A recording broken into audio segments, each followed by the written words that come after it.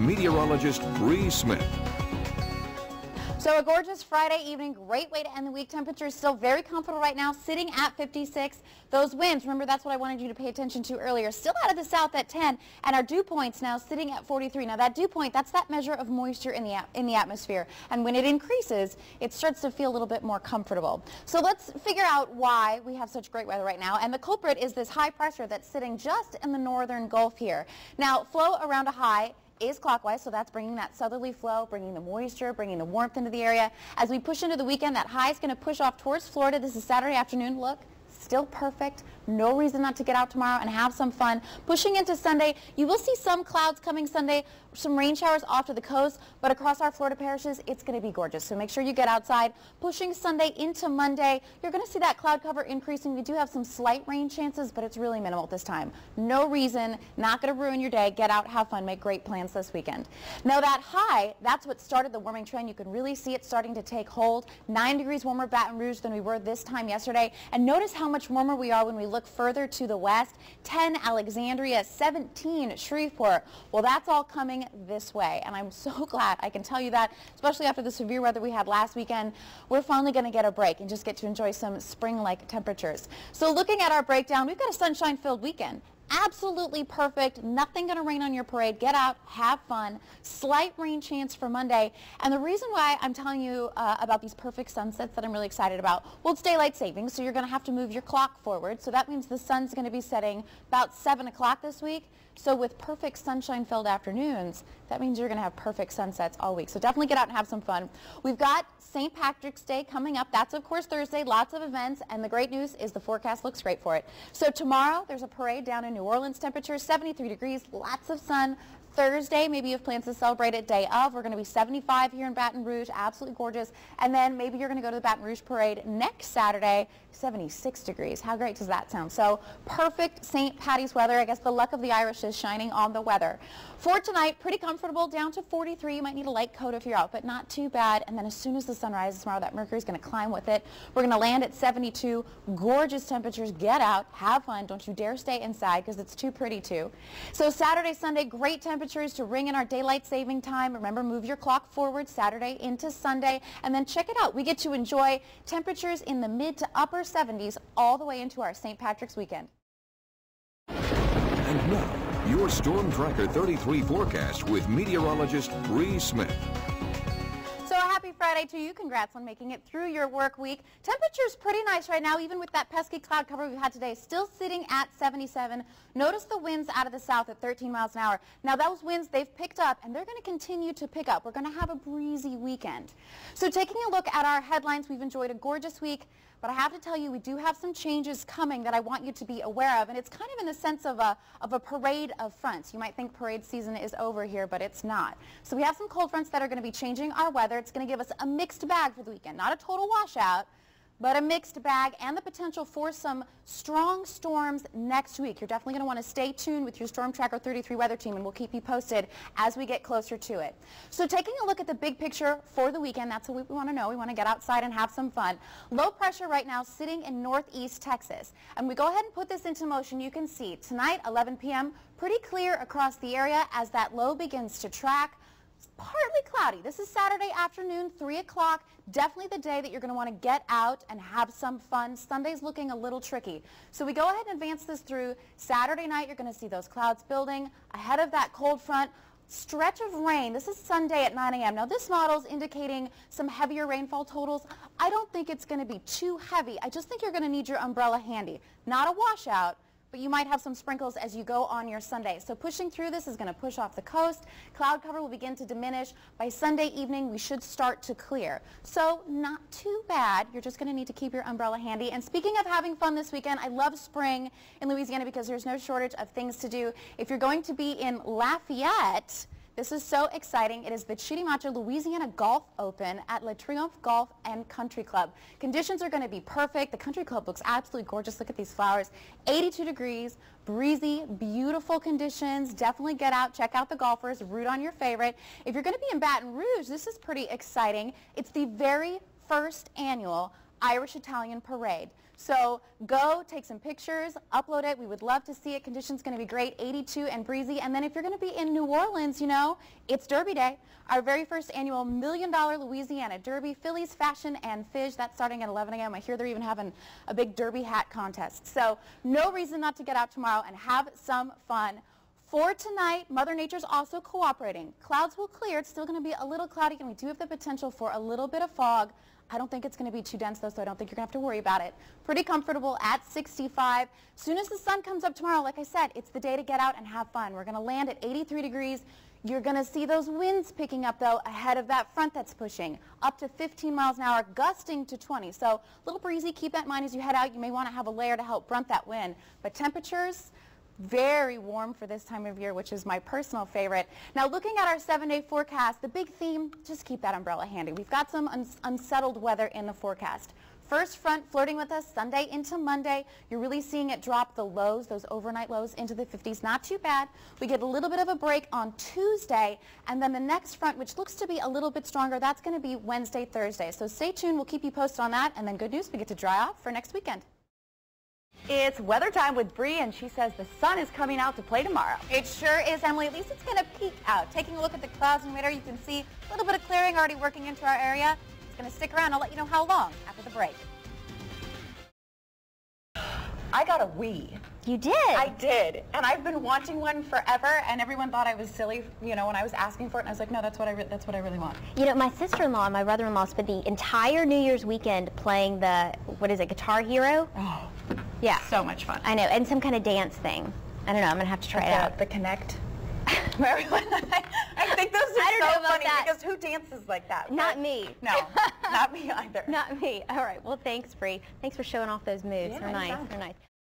Well, it's clear that spring fever really is setting in because the congestion is heavy. Everybody wants to get home and soak up this sunshine. Looking at I-10 in College, no major accidents or breakdowns to report, but you can definitely see heavy congestion here. The same is true for I-12 at Millerville as everyone's heading home today. So the best thing, as Jesse would say, buckle up, drive safe, enjoy the sunshine this weekend. I'll have a full look at your forecast right after the break.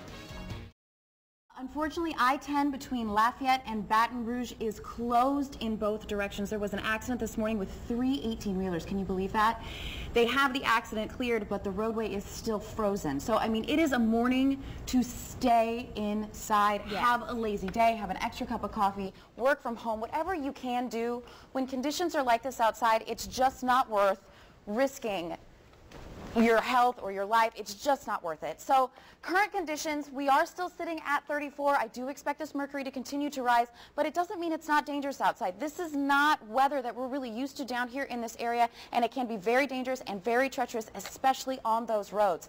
Now, looking at the Storm Tracker 33 Doppler radar, you can see some heavier downpours moving through the Baton Rouge area just north of us, Point Coupee as well, and some lightning strikes. David got to hear some lightning outside. Now, I've never experienced lightning with freezing rain. I'm not sure if anybody has, but I hope that David catches it on camera.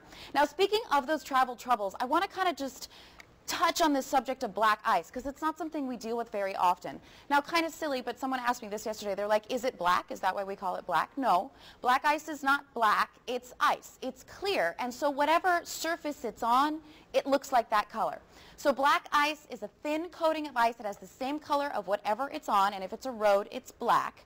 Bridges and overpasses, they ice first because the wind can go all the way around them. Kind of like a convection oven cooks a pie faster, while a convection freezer will cool a bridge faster. So that bridge can be 10, 15 degrees cooler than the surrounding roadways, and that's where you get those patches of ice, and it can be so dangerous on the roads. So you just want to stay off them if you can. Now, walking you through your day today, I promise you that mercury will rise, and it's going to continue to rise into the weekend. We're going to slowly climb till flirting with 40 by about 1 o'clock this afternoon, and then as we push into our evening hours, the showers are going to start to back off between 4 and 7. It will be a cold rain this afternoon. You're going to see that ending about 7 o'clock. That mercury is going to drop again. We're actually going to land back into the 20s tonight. So not great, but at least it won't be freezing rain. So for today, we will peak at 42 degrees. That wintry mix is going to stick with us into those morning hours. You're going to see that mostly to the north and to the west.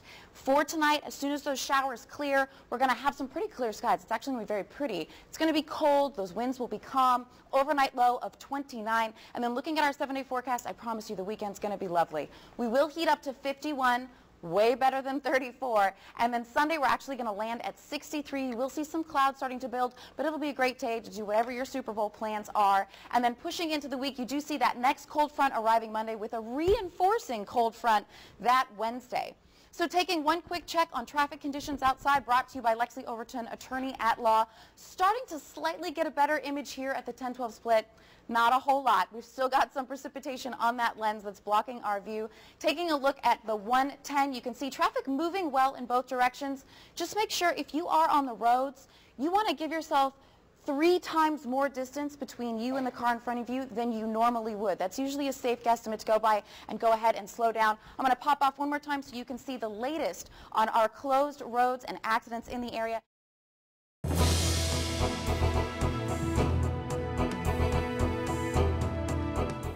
We're wrapping up Severe Weather Awareness Week. Storm Tracker 33 meteorologist Bree Smith spoke with the Red Cross about an exciting new severe weather preparedness program aimed at making our children masters of disaster. Masters of Disaster is a curriculum of lesson plans that teach students all about disaster preparedness. And the lesson plans are set up where educators, teachers, can implement these into their own study.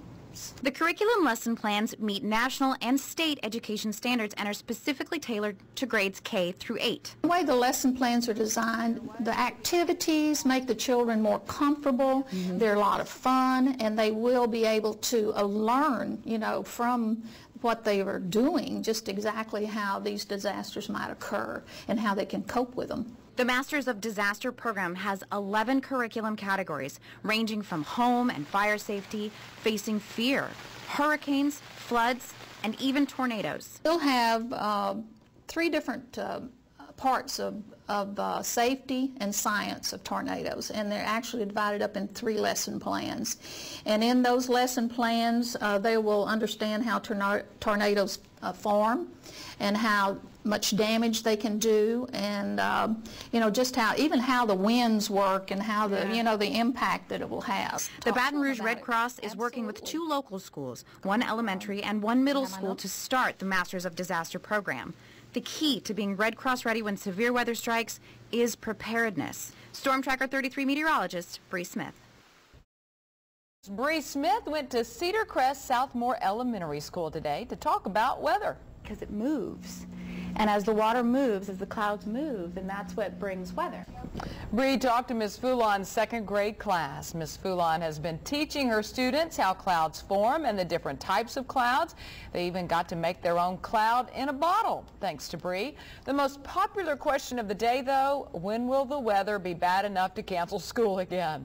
If you'd like anyone from our station to come talk to your students or group, you can simply send us an email. Look at the earthquake and tsunami. Here's meteorologist Bree Smith. Hey, Bree. Hi, thanks, Emily. I mean, just a mess when you take a look at some of the destruction that's happened. Taking a look at this graphic here, Emily just told you about that wall of water, the tsunami that swept over Japan. You can see those wave waters here coming on shore with the devastation. There's one other image that I just wanted to show you briefly. This was a thrust-style earthquake, and that happens when the Earth shifts and thrusts 2 plates next to each other, and there's a rising of the Earth. And you can see that really demonstrated here, almost 4 feet.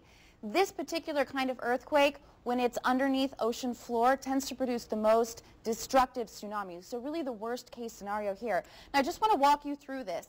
The earthquake happened last night at 11:46 our time. It was an 8.9 magnitude earthquake. That's 900 times stronger than the Loma Prieta earthquake that hit San Francisco back in 1989. 5th strongest earthquake ever recorded in U.S. history. It traveled, sent a tsunami traveling at 500 miles an hour towards Hawaii, waves greater than 7 feet landing in the Hilo coast. These are the worst waves Hawaii has seen since 1946. The waves then continuing to the western coast of the United States. Crescent City, it's right on the border between California and Oregon. They've suffered the most damage thus far, 8-foot waves. I know 5 people were swept away to sea. 4 have been recovered, and unfortunately,